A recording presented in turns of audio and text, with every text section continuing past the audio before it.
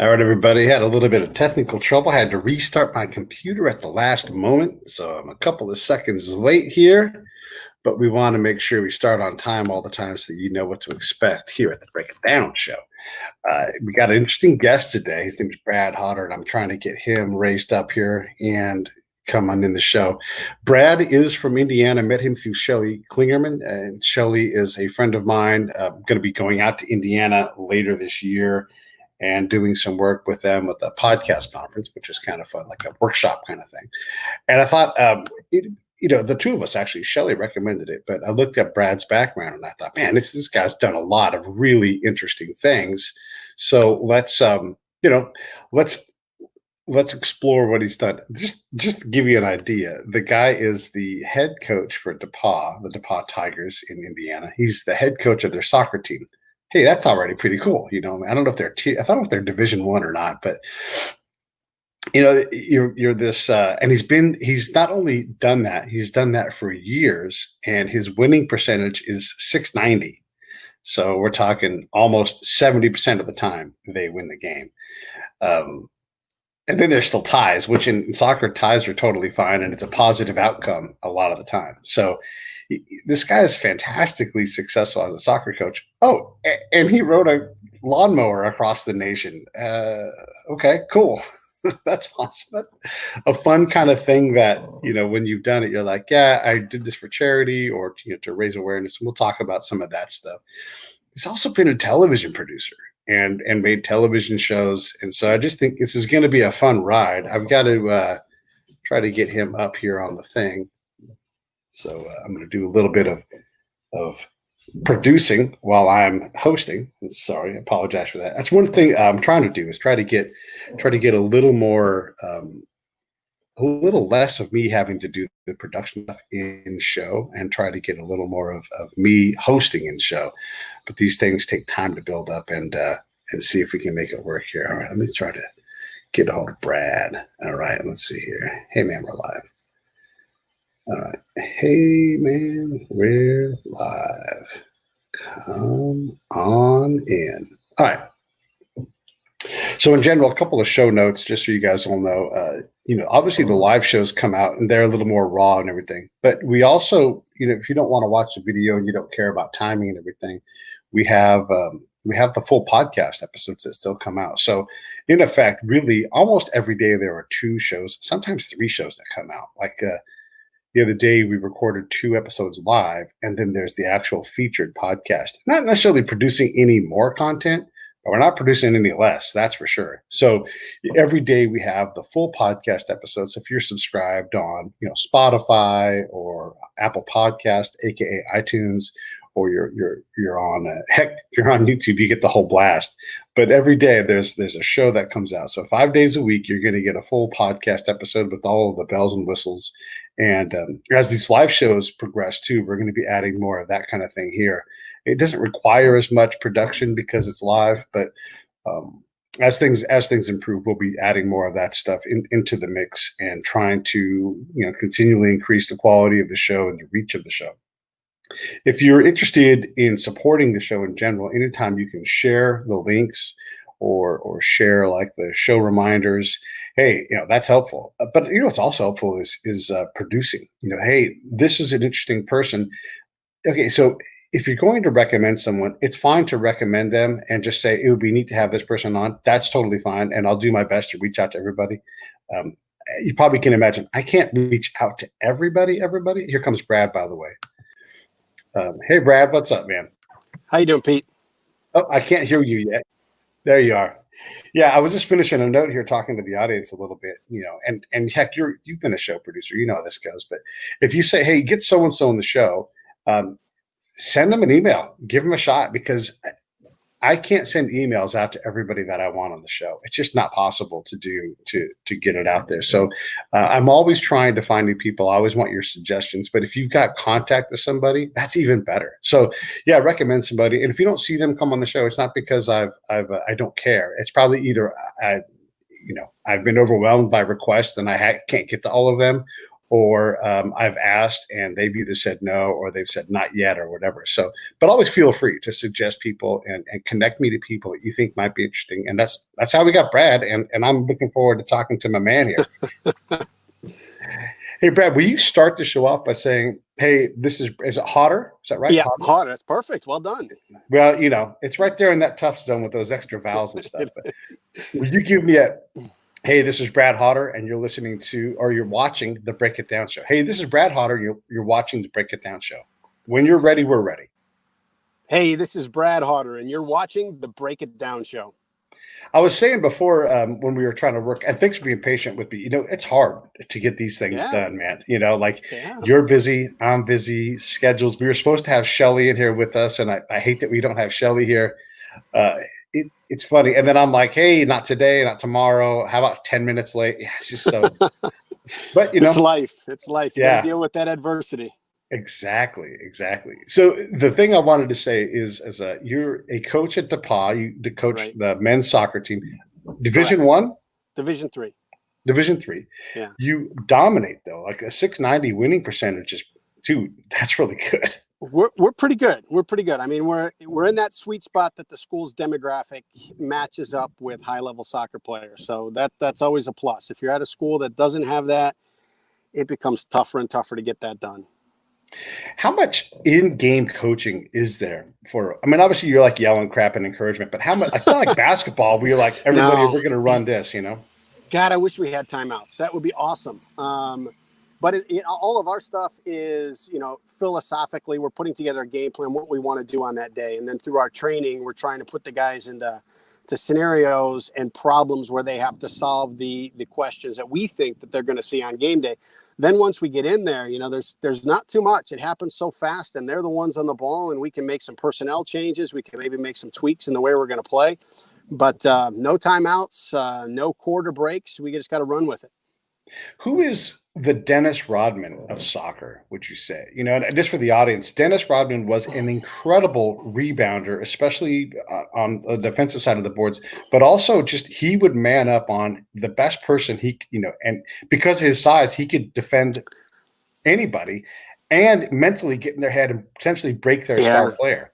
Yeah, then you might know the name of the guy. It's escaping me right now. He's going on to Hollywood and become a movie star. He's kind of in a lot of action flicks, but he was just Vinny. I'll get it before the end, but he was just a hammer. I mean, you hated to have that ball in between you and him and see him with a full head of steam coming up, because it wasn't just going to be a hard hit, but there was usually going to be something extra. And he's brought that edge into his post-soccer career over in Hollywood, and he plays the bad boy very, very well. Yeah, that kind of a player. Vinny Jones. Okay, actually, I do know Vinny Jones. I know maybe 25 soccer players because I do have an appreciation for it. But I know Vinny Jones because I know Kobe Jones. I don't know Kobe Jones, but I know of him. And I'm like, oh, there's Joneses. And then that's how I separated those guys.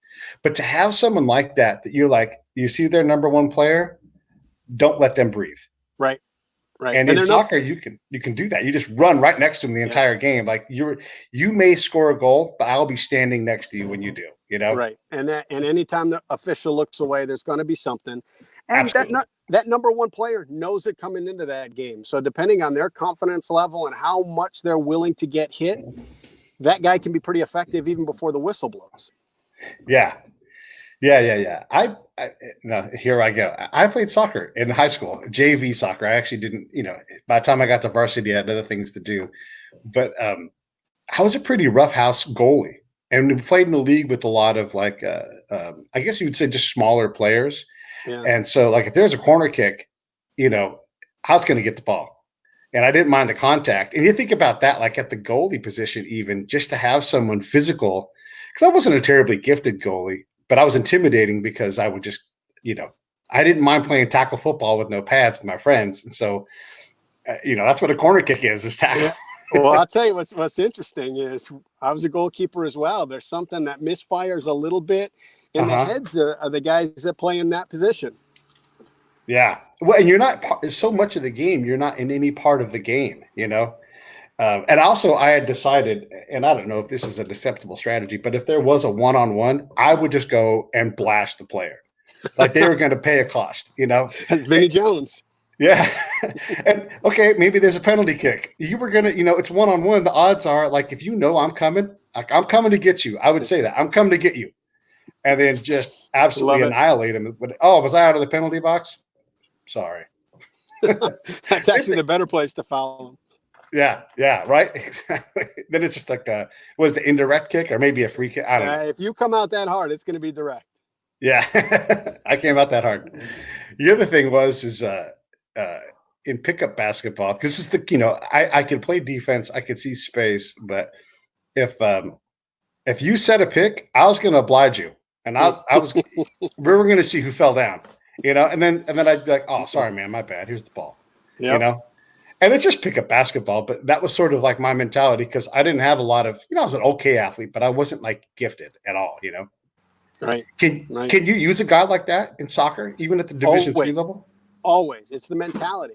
You take a look right now in the mental toughness and, dealing with adversity and overcoming, pressure and anxiety. That is something that's really missing in this generation. And so when you can get, in my opinion, if you can get guys that are run through the brick wall kind of guys and, have the mental strength to overcome difficulties and recognize what their role is, there's a huge value in those kind of players. Yeah. Do you draft or do you seek those kind of players out? Like, man, we really need another, run through a brick wall kind of guy, or do they sort themselves into your program anyhow because they're walk-ons or whatever? A little of each. The kind of player that everybody is searching for is the ridiculously talented, smooth. You walk up to the field, you just recognize that guy is different, but they don't always have it here to be able to be different makers. They may just have ridiculous skill, but haven't and it had it genetically, just had it from birth, hadn't had to carve their craft. Whereas you've got these other guys that have no talent, but will do everything possible to stay in the game. Those guys are a little tougher to spot because they don't jump out at you. You got to see them in certain situations where they just overcome that difficulty. How do you coach that guy? Like, without turning him into a psychopath too, because, if you tell me to run through that brick wall, there's a good chance I'm going to do it. And then I might be like, well, I'm supposed to run through every brick wall I see. And then next thing you know, like, you're like, hey, dude, you got to stop annihilating people. We're not playing football. Yeah. Well, I think that comes down to the whole risk and reward question. And that's the thing we keep asking our players, regardless of your talent level. When you're looking at something, whether it is tracking a player, hitting a player, going into a 50-50 ball, what's the risk in the position you're at on the field? What's the reward? What's the time in the game? All those things factor into that decision. So you're trying to get them to think with more than just their heart. And, if they're receptive to continuing to play at a high level, they're usually willing to adjust their game. You don't want to rein them in too much because there's a lot of players that have been reined in, and, we need those special guys that are willing to do whatever's needed. What kind of player were you? Well, I'll tell you, I think the thing that speaks volumes, now, I absolutely hated it as a player. After college, I wanted to play pro and was fortunate to have a 10-year pro career and hated every contract negotiation because every year it was 10 one-year contracts. Nobody had enough faith to say, you're the long-term answer for this team. It was more of, you're the best right now that we can get, but we know we can do better next year. And so I didn't have natural talent. I mean, I looked at the guys in the team. I looked at guys in training camp, and I'm a Division III product, and I'm going against, big time Division I goalkeepers and programs. And so since I didn't have that level of talent, I had to be willing to outwork them. I couldn't go out at night at the level that they did, had to eat differently than they did, had to train differently than they did. But, now I absolutely love the fact that was my path. Why? Because I think it sharpens you. I've had to work for absolutely everything. And, had it been where I'm naturally gifted and I come out and talent is able to open some doors for me, I might not have developed the work ethic and mentality to kick down doors that won't open. How do you take the gifted kid and teach them that. Like one of my examples for this kind of thing is Chuck Knobloch has no business having had a long, successful major league career, right? But he was just damned if he was going to be damned Yeah. by his lack of everything. Yeah. But yeah, someone like, gosh, Darryl Strawberry, you just look at his swing and you're like, this guy can do anything in Right. baseball. But there's something with the adversity that the Chuck Knoblochs of the world get. Right. That's a great question, because I don't know. I don't know that there is a recipe that would work with every player. I think some of that, when you look at the mentally tough individuals, whether it's in sports or business or just in life, they've gone through some adversity in their life that may not work for the next guy. You look at I just finished "Can't Hurt Me" by David Goggins. You look at his adversity, that won't work for everybody. Right. So it'd be great if there was a recipe: A plus B equals mentally tough. But I've not found it yet. Maybe it is, and I just haven't identified it yet. Yeah, it's that recipe's got to be partly identified by that person too, right? Like the person that's like, maybe it's great. I'm going to use this example, then I'm going to shut the hell up. But the Dodgers, they had Zach Greinke and they had Clayton Kershaw, two wonderful Hall of Fame caliber pitchers. And Zach will like, today I'm going to roll around on the muscle squisher for a while and then go eat a sandwich and go home and then pitch and do great. Clayton Kershaw's like, at 6:01 a.m., I will get up. I will brush my hair, 5 strokes on each side, and like very regimented and absolutely determined to not let anything creep into his system and constantly improve it. Yeah. Yeah, I look at that, and I've got twins, and so I'm always wrestling with this thought of, is it genetic or is it environment? Are you wired a certain way? What is that? I lost it. My R fell out. I made a sign. I got this new toy. I wanted to use it, but I realized it's close. It's close. I got the R fell out. Please continue while I find your R. Yeah, I wrestle with it. I try and wonder is. How much of it is genetic and you're predisposed to be a certain way, and how much of it is environment and the experiences you go through, and how much is it a combination of each. And I've watched our twins grow up eating the same stuff, same kind of rules, same house, same almost everything, and they are completely different. So I'm not trying to absolve myself of the responsibility of being a good dad, but I do think there's a lot of it is, hey, you're wired this certain way, and we might be able to polish some edges for you, but you are who you are. There you go. Get the R. This is the new edition. We'll be having these things back in the background. So just imagine Love it. Yeah, there's a big piece with that nature versus nurture. And we're finding out more and more that really nature is such a massive part of it, because you can have twins, but they're not genetically the same, but they're not. Yeah. And so they do have different buttons you have to push and levers. Where do you have to grow as a coach?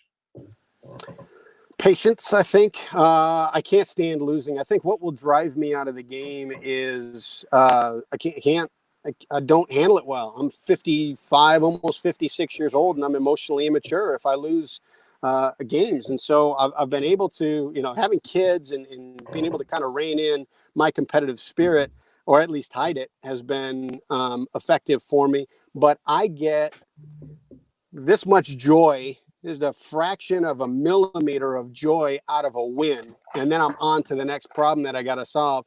But man, if we lose a game, I am consumed with it. Yeah. I can identify with that, and I'm not a terribly competitive person, but man, there are times when I just cannot let a game. And I don't play many games anymore. My body's too beat up and everything, but I definitely can identify with that level of maturity to care enough to be passionate, but not be consumed. Yeah. Great way to put it.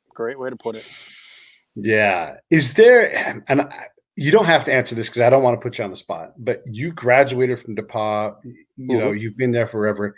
Is there a job that you would take that would take you away from what you're doing now? No, I have to say that I've lived, I think, like 5, 6 different lives at a time at the same time. And so I have all of my, kind of all the buckets that I'm interested in getting filled up and in working on. I have them all with me. And so my life is in a good place. I'm not looking to switch. I think when I'm done as a coach, I'm done at DePaul. Okay. Okay. Yeah, it's interesting because as a soccer guy, as a pro player, you get to go coach the team you were on, and I mean, obviously, you love where you're from, and so it's a neat spot to be in. And it's like any of the coach of the big, like really big, gigantic SEC schools or whatever. You really are in the perfect place. Like this, it's going to be really hard to find a better slot, at least for right now in your life. I'm assuming. Right. And I understand where I'm at. I understand the players that I get in. I think the thing that will, the two things that may drive me out of the game is, the inability to ever accept losing. And then when I start recognizing that I don't connect with players as well in this generation, and it's getting tougher and tougher.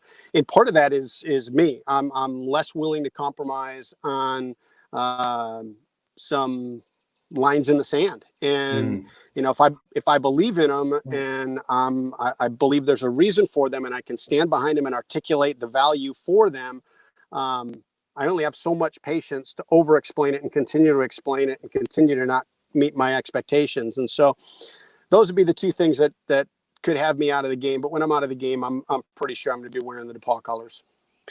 What's your philosophy in general? Because as a coach, you're also a life mentor too. I mean, you got to win games and all that kind of thing, but you've got to get these guys prepped for the world. Yeah. Yeah. And I've been working on this question for 20 years in my head. I can't quite put all the dots on the I's and cross all the T's, but I think there is this desire that we all have internally, organically, to be relevant.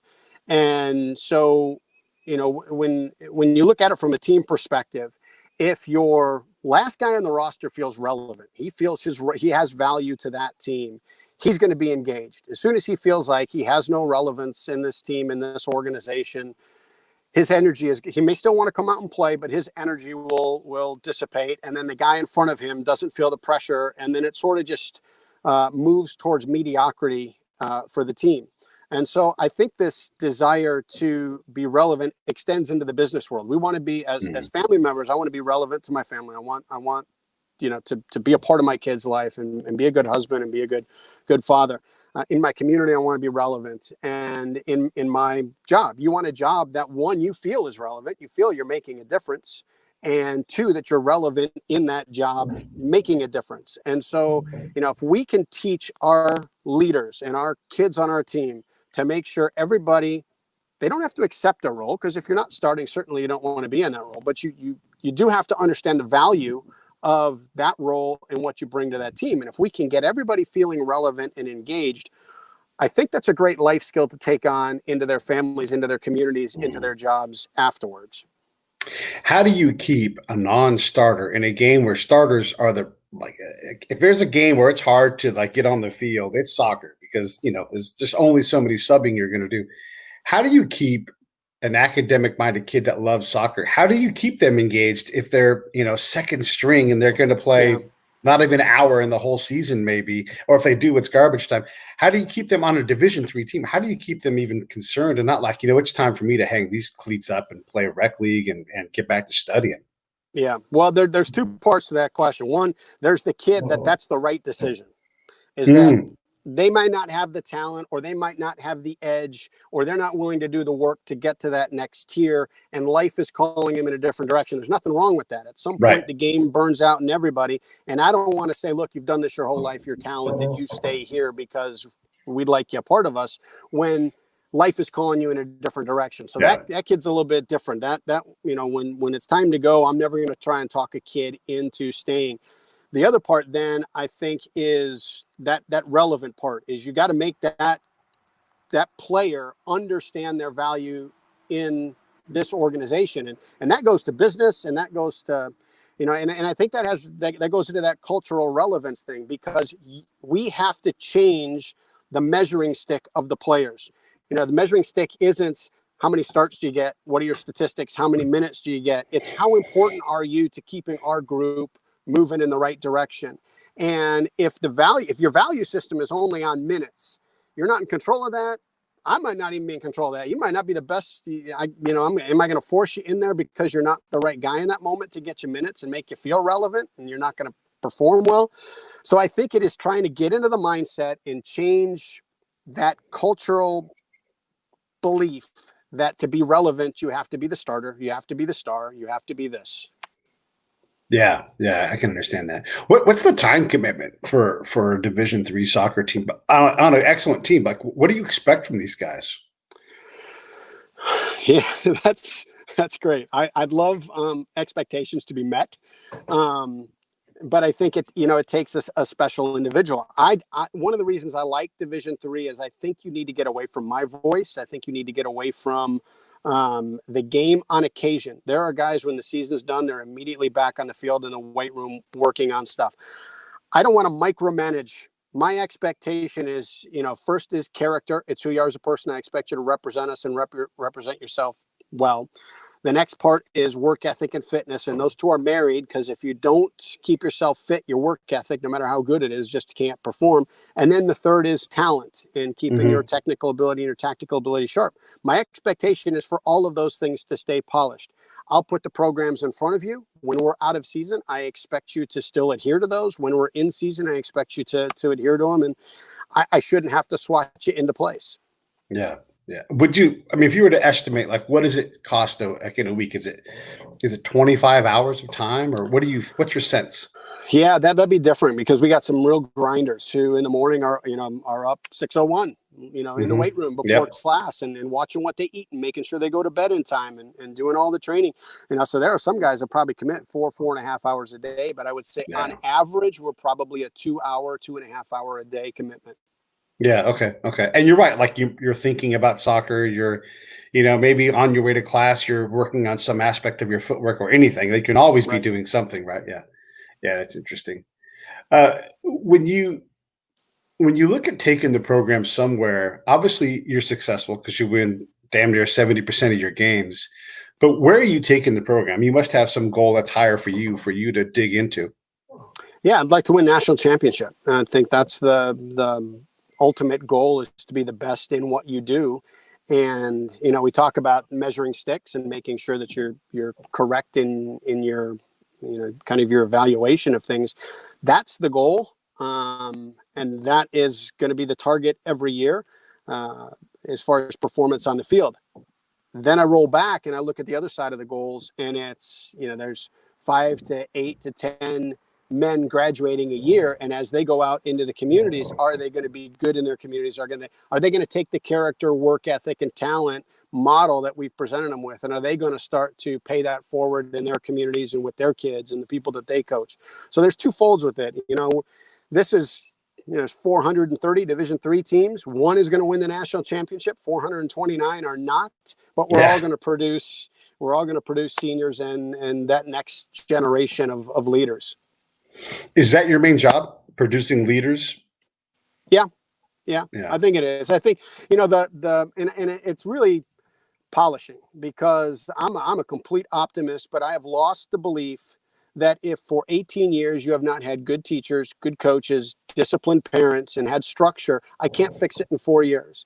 And so while I'd love to take credit and produce the great leaders that come through our program, I'm just polishing edges and keeping them on track. But it's the job that their parents, their teachers and coaches have done before they get to me. When you look at the goals of a Division three program, and obviously winning championships is a thing, but is that a realistic expectation to try to? I mean, obviously it's a goal, right? But what's good enough? Like, what's like, oh my God, we got into the tournament and we went, through the second round. Like, or is it just like, is it all or nothing? It depends on the day you catch me, but I think the honest answer to that is going to be each team has a different ceiling, and how far can you push that ceiling? There are some teams that come in and a national championship is a goal, but there's a whole mountain we got to climb before that's even possible. And there's other teams that come in and you're like, this is a team that can actually get there. Now you need to stay healthy. You need to have a little bit of luck. but yeah, so the answer would be different based on the personality and the talent each team and their drive and their commitment and their ability to stick to expectations and be Yeah. accountable and commit. As you get a team ready and you recognize that they're, championship grade, how deep is that pool of teams in the nation? Out of the 430 teams, are there 35 championship caliber teams that they have a chance? Like if they're on the pitch and any day they can do it? When you get into the national tournament, and there's 64 teams, just like March Madness, that are Right. picked. I on any given day, any of those 64 teams might be able to make it all. It's very different. Like the 16th seed in one of the pods in March Madness may have a chance to get to the next round. In soccer, there is a heartbeat. They do have a chance to get there, but I think legitimately you've probably got your top 20 that really have the ability to put the icing on the cake. And then would you rather attack someone's strength or their weakness, or hide your, weakness and protect your strength? Like, how do you, when you try to build a strategy, and I'm sure it's modular, you're like, I'm going to put Ricky on that number 6 guy and harass him all day. And then we're going to keep kicking, whatever it is. How do you put that together, decide on what's going to work? Yeah, it's not just total soccer these days, No, it's a great question, because that would be one that would depend on the scenario and the opponent. If Ricky in that example is going to take out that player and just man mark him, and we're going to play you 10 on 10, what do your 10 look like versus my 10? And now what talents do we have versus what weaknesses do we have? And is there something we can hide, or is there something we can do? Ideally, I'd love to roll in there and say, okay, we have the talent, we've got the depth, we've got this is how we're going to play. They're going to have to adjust to us. It's going to be high paced, high pressure. We're going to take it to them and try and not intimidate, but make this game at such a fast and aggressive pace that we'll see if they want to play or not. Have you ever pulled? Yeah. Have you ever pulled the tape out and done the Hoosiers and be like, this court is the same size as our court? Yeah, there was one time very early in my career. I was at a school up in Minnesota. We were down playing a team that was ranked number 1 in the country down in Texas. And both teams were walking to the field at the same time. And our captain, there was one gate to get through. Our captain stopped our team and let them walk through.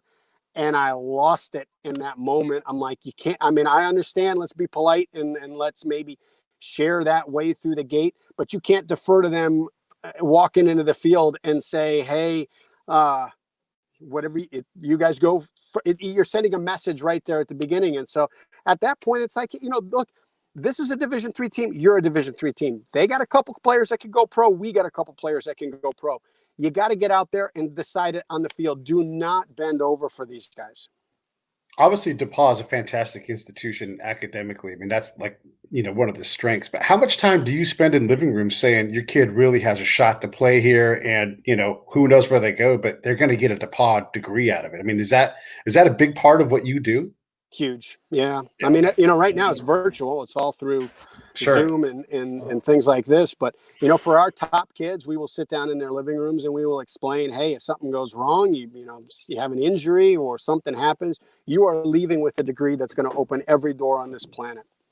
Yeah. Yeah. It's a quality school. And then when you look around the soccer world, who else is just like, you look at some of those, again, the SEC coaches, and it's remarkable. Like, they must just, I don't know what kind of fairy dust they sprinkle around, but they are so good at this.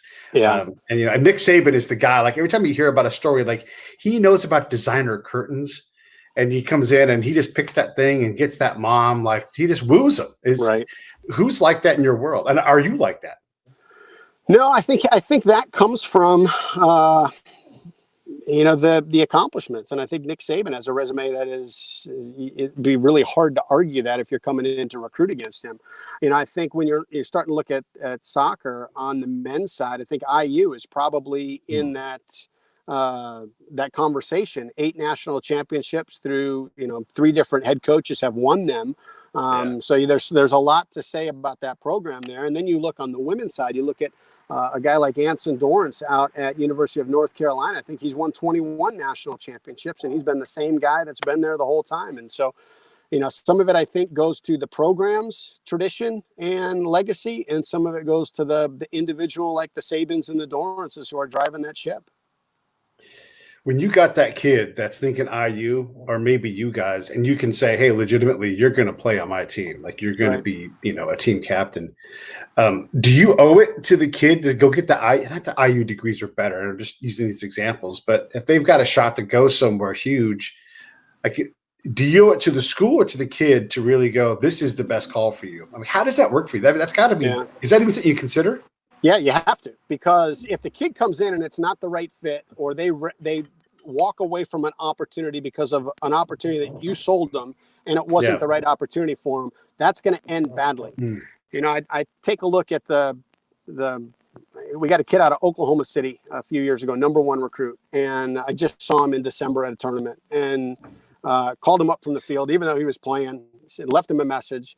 And he was on a full ride to a Division I school. He had to sign his papers that week. And I said, no harm in looking at us. And if you don't like what you hear, go ahead and sign. So we put together this package, and we said, okay, look, here's what you're getting for the full ride. Here's what we can get our costs down to. We can't be the same as them. You're going to have to pay more to come here. Now let's take a look at graduation rates, placement rates, average starting salary, and let's play that out over the course of a career.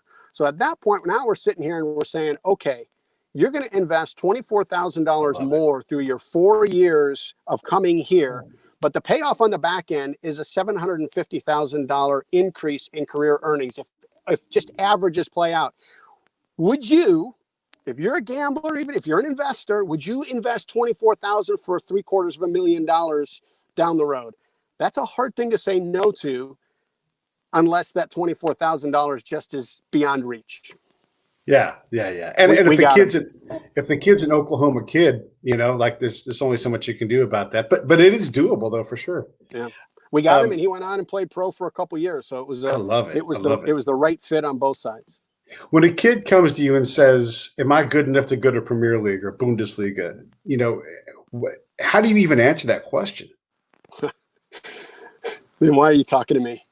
If that's the case, you've been identified at 14, 15, 16 years old, and you're already in some academy program. When there's a kid that's 17, 18 years old and we get this, hey, no, I'm going to go Division I, or I'm going to go pro. No problem. I assume you're on the national team right now, or you're in one of the academies. No? Okay, well, call me if that dream doesn't work out. We'll be here. Yeah. Is how many kids make it to Bundesliga from the States in a year, say? Is it? And I'm saying Bundesliga, any of the Premier Leagues, Yeah. Well, you can start looking at, I don't want to say second tier pro teams, but when you start looking at Premier League, Bundesliga, Spain, Italy, France, some of them, Spain, the higher leagues, there's also a secondary pro league, like the first league in Scandinavia and in Denmark is a great place. You can make a good living there. And then those clubs survive by finding talent that's off the radar and then selling it to the bigger clubs. And so there's a lot of opportunities. There's a lot of Americans who are in that system. I think right now in the top Premier Leagues, we might have half dozen to a dozen guys that are making an impact. How much of that is part of your job is to go, here's the path, like you should try out for the Nordic League, or you should try out for this, or let me talk to my buddy over in Italy to get you at least on a, whatever. Like how much of that is part of your job for the kid that really does want to play, even if they're going to be a gamer, Right. A lot. And that's, I got 2 guys right now that we're working. I had a call with an agent from Israel about 2 weeks ago. With one kid, and we're also talking to pro teams here in the U.S. And so that's a part of it. If you're putting your faith in us to get you prepared and have an opportunity at that level, then on the back end, I have that responsibility to actually fulfill some of the things that we discussed through the recruiting process. And then what about folks that are like, they graduate as seniors, you guys do the senior day thing. What about moving straight into some kind of Indiana-based corporate job that's like, hey, we just want to support all DePaw kids? Like there must be a pipeline. And we're not talking anything illegitimate for the audience. We're talking about like legitimate, things. But there must be people that are like, we love kids from DePaw, and I particularly love soccer kids. Like how about that part of the system? Yeah, there's kind of two examples of that. I think when you go through DePaw and we're considered a high academic institution. Right. If you look at Fortune 500 companies throughout the United States, you're going to find somebody up there with a DePaw degree pulling the strings. You may not know it, but if you do your research, you're going to find, astronauts, TV people, presidents, CEOs, CFOs. You're going to find them there. And so there's a good network because they understand the education you've got, that for internships, it's very easy for us to set those up. I forgot what the second part was. It was probably earth-shatteringly brilliant, but I forgot. But just in general, like that pipeline to get out, does that help you remember anything? Like, how does that work for kids who are truly done playing soccer? Obviously, the DePaw connection on the inside. Was there some other aspect? Does that refresh your memory? Yeah, we have a center that when you come in, helps you build a resume, helps you practice, interviews, and so you don't go into these things cold. And then we'll actually set up internships and co-ops, and that's a big part of it too. You may dream of, I want to do this, but if you don't do an internship and actually get in there and shadow somebody and see what it's like, you may not really like that. And so the Right. internships, and we're pretty big on studying abroad and doing internships, because it's that real life experience that gets you to understand, is the degree and the path that you're on really the one that you want to be on. Yeah. Boy. Yeah. How many people get that right? Like that number is pretty small to actually be on the path and figure out. We ask a lot of 18-year-olds, like, you have to be on the path. And what 18-year-old knows the path? You're still learning things as a coach in your 50s. I'm 50 and I'm like, I'm about to figure some stuff out, Well, that's where I think, the path is a great analogy for this, because I think we put our kids on the wrong path. And I think that kind of relates to the conversation we had, where your relevance as a team member is based on starting and based on playing time. And it's almost the same thing, the path that we put and it's not us. I think it's just kind of our culture right now. You look at magazines, you look at TV, you look at commercials, you look at ads. Most everything is telling you, you need more hair, your teeth need to be whiter, you need to be thinner, you need to wear these clothes. Yeah. Everything tells our kids they're not good enough, they're not good enough. And so, the things that actually provide this good dopamine hit and this intrinsic value to who they are, we've changed that for, you got to have the right shoes, you got to have the right amount of likes on something like this. So we've kind of changed their value system. And so the path that they're on sometimes is not the one that really speaks to, I don't mean to get too far off track. It's not the one that speaks to their inner spirit and what they're called to do, what's going to make them happy, what's going to give them a fulfilling life. But they're on a path because they think that's the path they're supposed to be on. It's got a nicer car, it's got a bigger house, and there's nothing wrong with those things, as long as it lines up with those organic goals that are in your heart. Parents are a big part of that, because they want the best for the kid, and they don't know the path. They just know it's that away, right? And so they're trying to compel their kid. And parents are weird, because I'm a parent, you're probably a parent. Oh yeah, you have twins, so you're a parent, and so you're like, that's the path right there. But we know in reality, it's really that's the path, but we just need them to go that way. And a lot of times, when you see your kid, you see the 6-year-old version of your kid, and you're like, you're not going to be able to put your jacket on tomorrow, That's a great way to put it. That's excellent. Yeah. I told my daughter, I'm like, when I tell you to put your jacket on, and she's 20, at the time, just my way of saying I love you and care about you.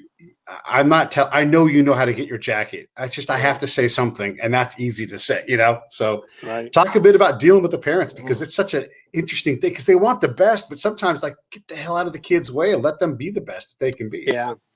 Yeah, because I think so much of us growing as individuals is about failing and getting back up, and failing and getting back up. And you sit down with a lot of parents, they don't want their kid to fail. And I get it. I don't want my kids to fail. Yeah. And it's painful to watch your kid go through that, but they're stronger on the other side. And so to deny them that failure denies them that growth and that learning experience. So, when you sit and parents are like, is my kid going to start this year? What's going to be the role for my kid? And X, Y, and Z. And you're like, they're going to have to earn it. And that's going to be a series of ups and downs, and we'll be there for them on the downtime, and we'll be there for them on the uptime. But it is a tough conversation, because as parents, we do not want to see our kids struggle. Yeah, yeah, yeah. And yet they have to. We all know that we learned Right. almost everything we know through errors, you know? Yep. Yeah, Yep. it's a funny thing. I had on a guy, he's a doctor, he studies brains and tries to make I brains work listened to better. that podcast. Did you? And he's a I soccer did. player. He, What are your yeah, thoughts? he was. What are He your was. thoughts? He's like, I had to stop heading the ball because like I've got these Yeah. $250,000 in medical loans. And he's like, yeah, I think we have to move to chest traps and other things. What are your thoughts Yeah. as a coach? Does that impact you at all with how you teach these kids how to play? Yes, and no. I look at it, and I think it comes to the egocentric nature of who I am, in that, I've had concussions, I've played the game, I've not shied away from heading, I'm in my 50s, I feel like I'm okay. Yeah, So my life experiences have said one thing, the studies are telling me something different. right. And then I go back to, genetically and backstory, each one of these kids is different. Each one of them has a different brain and is susceptible to different kinds of trauma. And each one of them has had a different diet that has helped. In that podcast, Yeah, the doctor was talking about, you can change your brain chemistry by eating correctly and changing a few things here. So if the kid hasn't eaten correctly and they're doing it versus a kid that, there's so many different factors and elements in there that it's on my radar, and I've got concern with it. And I just don't know where that line is right now. I know we've talked almost the whole show about soccer, but I'm just fascinated by what you do. So this is great. We'll probably have to have you come back on. But I want to ask you about not like your team strategy, but like I made a total soccer joke because in America we're not the premier country at soccer. We're not Right. bad at it, but Right. how do you evolve like what you do as a coach? Like, are you looking at the premier leagues and going, oh, look at that, and adding in elements, or what do you do to push yourself to be a relevant Oh, coach? You know? I love that question. That might be the greatest question in coaching right now for soccer coaches, because never in our history has soccer been on television more than it is right now. Yeah, it's And everywhere. between FIFA on Xbox and watching soccer 24/7 on TV, these players come to us and say, I want to play like Barcelona. I'm like, well, give Wow. me the players Barcelona has, and we can play that way. Yeah. So, I think you can take and tweak a few things. You see a different system or you see a different way of doing things, and you can adjust it to fit the level that you're at. But it doesn't translate apples to apples, because the skill level and the athleticism at that elite level is so much higher that it doesn't translate exactly. Yeah. Yeah. That's interesting. It's such a hard thing to see. I mean, like we feel like we see football when we watch it, but not really. And I'm talking American football here. Um, Not at the level that Bill Parcells sees it. And I'm just using old coaches just because.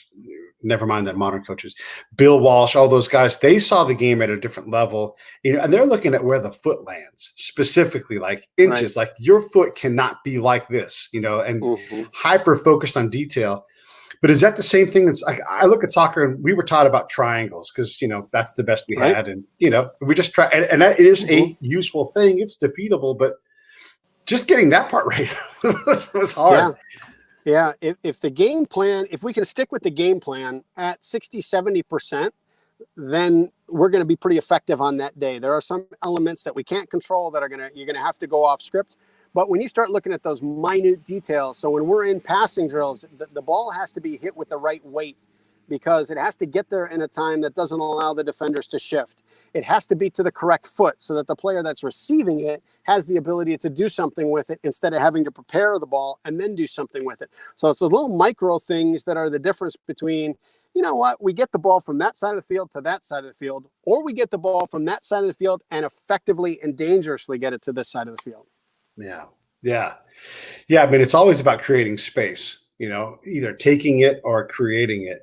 And if Right. you can do those things well, whether it's with speed or muscle or brains or whatever, that's what that's how I figure about soccer is just, Yeah. can you create problems for the other team because you've created an opportunity through space, Right.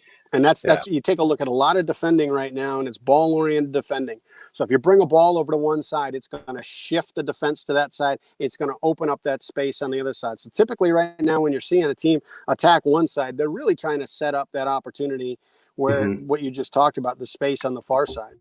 Well, that sounds like Kobe Jones. Like all I need you to do is be fast and kick this ball down the open side and then create an opportunity. Because that's that guy. I mean, he's got, at least, and listen to me with my crappy soccer knowledge, I think he's got the most national team caps, like, because he could always do that. He was never going to score 15 goals, that kind of thing, but he always created a problem, for the defense, because if he got it, you are going to have a problem with speed. Yeah. And speed is you can't teach it, you can polish it. And it's a game changer when there's somebody in there, because sometimes you have to shift more guys into that space just to deny them the opportunity to be able to run free. And that's going to open up other areas on the field. It's interesting when you think about players like Kobe Jones, because he's not particularly – I can't play soccer at all, but he wasn't particularly brilliant, let me use somebody else, because Kobe doesn't play anymore, but, sort of recent. Vinny Del Negro played in the NBA for almost 20 years. You would never pick him on your team. You would be like, like if you were to do a draft, he would be one of the last round players picked. And yet there he was every year, because what he did well, and had great hair and go out and run point guard for you, But I mean, that's sort of how Kobe is. Like, you wouldn't go, that's the guy that's going to dominate this thing for me. There's a lot of other players that do that, but damn, they're really good at the one thing that they do, and you can use the hell out of it as a coach.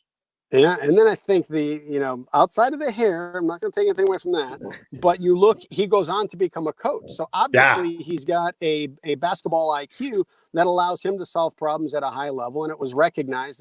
And there's times when, you may not have it physically, but as long as you can keep solving those problems and stay a step ahead of the other team, there's value.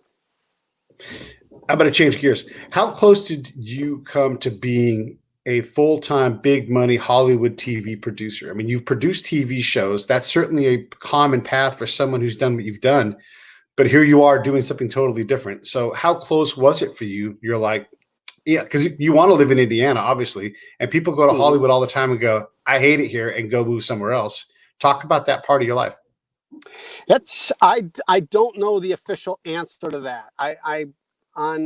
Back in 2003, I was called into Lorne Michaels' production company to have a meeting about a show.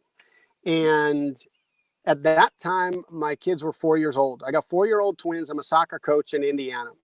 And my concern is Broadway Video, Lorne Michaels' company, has got production houses in LA and New York. And I can move to either one of those places to start this TV show. And if they don't promote it, if nobody watches it, if it bombs, I'm an out-of-work soccer coach in New York or LA. There's no, The Price is Right isn't calling and saying, hey, Brad, we saw your great 2-week run on this show that bombed. Right. So and it's really difficult to get back in collegiately. And so at that point, we had the contract, we talked, I said, I can't do it for these reasons. And then it became, well, we'll fly you out in the morning to New York. It's an hour and 45-minute flight. We'll fly you back. You can stay in Indiana. I'm like, it's not at this place where it's working. So when you start looking at the dollars of Lorne Michael, Broadway Video, conventional way, I don't know where that path would have gone. The fact that it wound up doing it ourselves in Indiana has been fun. We maintained control. And it's had a, what are we at, 17-year life right now. Yeah. I mean, it's incredible. And I guess we should say, to be fair, like, you are a TV producer. It's just, there's that other path where, you end up in New York, you end up in LA and that kind of thing. What stories do you want to tell next? Well, if we go back to that relevant conversation, it's a 20-year. I'll give you the story on the 20 years. So I changed my relevance and didn't even know it. I think it sneaks up on you sometimes, or it was always changed from the beginning, and I just woke up. And it happened I was very fortunate to be selected to be the spokesperson for Keep America Beautiful. And we had this campaign where we drove a riding lawnmower across the United States to raise money and awareness for the charity. And it was important to me on a lot of different levels, philosophically, charity, a whole bunch of reasons it aligned with my values.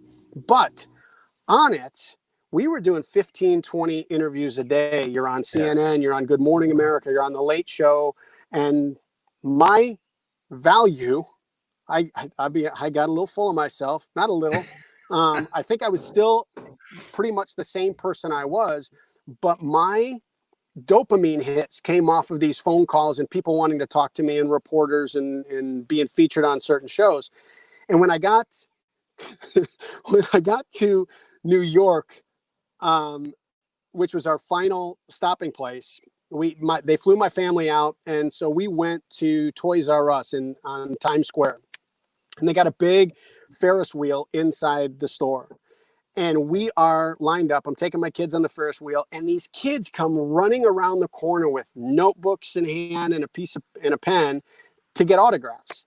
And I big timed my family. I'm like, oh gosh, guys, I'm so sorry that you have to be a part of this and see this, and I'm loving it because it's the dopamine hit that I've trained myself to like. And my wife, who had gotten a little fed up with me at that point, says, it's not you, Brad. The kids from Spy Kids 2 are standing in front of us. Sure enough, the kids come in. And at that point, I realized, what have I become? And so when I start looking at the things that I want to create next, I think there's so much problem with anxiety, depression, loss of self-worth, suicide, drug dependency, alcohol, self-medicating, that a lot of that is because I think we're on the wrong path instead of the one that we feel like, if you're an artist, you need to be an artist instead of doing X. If you are a musician, be a musician instead of X. Not that X is wrong, but X isn't for everybody. So I think the next thing I'd love to create is something in that vein that recalibrates relevance. Yeah, and you bring up a good point with like depression, and when you think about your kid, if they get into a depressive state, and whether your kid's your team kid or your own kid, you want to flip the world over to help them, but it's so hard. Like, you don't want to leave any rock unturned, but sometimes overturning every rock just exacerbates the problem. And it's just such a horrible thing to have to deal with. And, and now you're trying to coach through COVID and trying to, keep kids that are built to play soccer and all the time. And you're like, hey, I know running outside is supposed to be the healthiest thing ever for you, but we're not going to be able to do that right now. And you look at can't even imagine that depression and that anxiety that kids have today. And we talked about it earlier. We're with 2.5 hours a day, and they have 21.5 hours where it's social media, TV, all of these other things that are presenting them with anxiety, or you're not good enough, or you didn't get enough likes, or you're being cyberbullied, or you've got all these other things going on that can negatively impact them. Hey, we're going to run low on time here. So what should I have asked you that I didn't get into? You ask questions that I've never been asked before. I mean, I think you've hit things I've never had a chance to think about. I love it. Do you want to ask me a question? Yeah. How did you what motivated you? I know a bit of your backstory with your service, and thank you. I really appreciate the service and sacrifice. What got you started in this direction? I wanted to. So when I was a spy, my job was to be basically a reporter. I had unique access, and I had to find out the unknown unknowns. Like, just that I'm describing a reporter like Shelley Smith from ESPN. She said the same thing. Like, that's my job. I have access. I'm supposed to tell people things they can't find out otherwise. So that's my job. And then it continues to be my job. It's just, the show is an intel report. Like, no one was going to know Brad Hauter, from my audience until all of a sudden here you are. And they now get to know what it's like to be a coach at a high level and a TV producer and all these other things. So just that ability to continue to do the same kind of thing, tell stories, but just not have to do it in such a desperate, hopeless place. Because, man, it's hard. It's hard to be around a bunch of folks that don't have hope, and you can take away their hope for them when you see the challenges of a conflict zone. It's not enjoyable, and they tend to blow people up there. And I didn't want to get blown up anymore. Gosh, I got blown up a bunch. So that was it. Like, I wanted to get into stories, and the path has been rocky and dangerous and all that kind of stuff. But here I am still doing it, 6 years later. So it's pretty cool to be That able to do is. it. That is Yeah. it, and Yeah. that's one of those things, following something you're called to do. And, I listen to the people you've had on, and, what was it? Was it the Anthem girl you had on also recently? Yeah. Yeah. Janine. Yes. Thank. Yeah. And so you're listening to all these different stories, and there are some people that, I've heard of, and there are some people that are off the radar that have some interesting stories. And it's cool because I think if you listen to it, you can connect with all of them on some level. Yeah, I want to go over to all 50 states and sing the national anthem. I want to have to Amazing. go to. She went to a donkey basketball game and sang I because she know. wasn't going to come back to West Virginia. She's like, I'm going to see. I know this event's canceled. You're going to find me another one.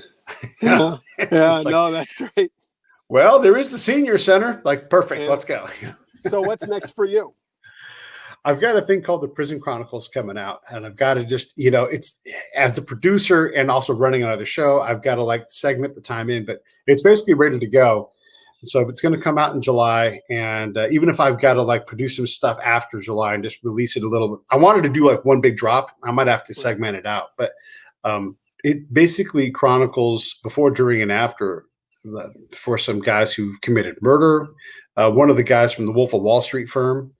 And they talk about the system itself. And then I get some people from outside and they talk about the system in terms of nonprofits and academics when they look at incarceration and recidivism. And it's really powerful. I mean, it's incredible, the stories and the wisdom that comes out of these things. And when I think about me, because, and this as a storyteller, I represent the social conscious of what do we want from prison? Do I want to punish someone? Yeah, of course. But the reality is they're going to get out. So what condition do I want them in when they get out? And would I pick $200 in their pocket and no education as an outcome and expect something good to happen? No, that doesn't make any sense. And I don't, it doesn't matter what side of the political spectrum you fall on. When that person who's committed murder gets out, all they have are challenges. So how do we make it so that they're not in a position to make another terrible mistake? What do we owe them? And then when one of the guys says, prison was an extension of my community, I don't want that as an American. I don't want that to be the case. Right. I want that to be the exception, not an extension. Terrible. What sparked that path for you? Well, we had on a guy named Devon Bogan, and he went to the city of Richmond, California, which was off the charts with its violence. And he said, let me go find the worst 25 guys there are, the so-and-sos that are out there that are causing violence. And we generally know who they are, because their names come up. And it's I'm just going to invite them to be part of society again. Let's get them help. Let's case manage these guys and say, I offer you, here's what your future looks like. Here's your path as we see it, numbers wise. What if the city will give you one where it can be something else, and we'll deal with your anger management. We'll deal with your broken home, whatever it is. We can deal with these problems and we won't fail you because the guys who are helping us, they're all people like you, just 20 years older. So they'll walk you through the path. And basically they just they gave them uncles, so they had someone to be accountable to who only loved them and only trusted them, so I thought there's more there. We can do better at this. We can tell more of these stories because, again, someone commits murder, it wasn't their plan going in that day, most likely. That is such a rare thing. How do we rehabilitate? And one of the lessons we've learned is that if you start with everybody is redeemable and rehabilitatable, you have a much higher rate of success. Some people aren't going to be. Okay, fair enough. But if you start with that, everybody's redeemable, everybody's rehabilitatable, how do we get that person rehabilitated to whatever level it is? I mean, look, Hinckley's out. He shot the president. He was bonkers when he did it. And he's out because he took 35 or something years to work on mentally getting better. So if we start with we're going to get these people rehabilitated to some way, if possible, I mean, the criminally insane, okay, that's tough. But if we can get them reintroduced into regular life, that's the better outcome. So that's sort of the idea. And the great part about that, in a story form is, not everybody will identify it with that specific story, but everybody's going to identify with the story, whether, you're broken because of your service and you got PTSD, or whether you're broken because of your environment and, you've got anxiety and you're struggling here. The fact that there are people that care, there are opportunities for second chances. you know, the story itself can make a difference. Yeah, it really can. It really can. And getting people who are maybe a little bit unfair because they want a punitive outcome, but they don't have any like context to be allowed to change their mind, to be more rehabilitative in their assumption and desire. I'd like to give them the opportunity to hear from these folks, because they're not bad people. They've done horrible things, and they've done a lot of work, probably more than most people have, to rehabilitate themselves, to be accountable. And if we don't allow that, then let's just kill everybody who goes to jail. When's that? That comes out in July? Yeah, it comes out in July. Episode 1 should drop on July 15th, and then hopefully in short succession after that, if I can get all the pieces together, as the producer. Like stuff like website. Here's this incredible story. I'm trying to figure out websites and artwork and other things that are tertiary to this, if vital, but so I'm working on all those things as I wrap everything up. But yeah, it's good. It's a really powerful story. Oh, good. I'm excited. Yeah, I like that. I like that. Well, listen, thanks for coming on. Let's for sure do some more. And man, I love the heck out of talking about soccer with you. It's so much fun. This was a blast. Thank you so much. I appreciate being on. All right, stand by while I sign off.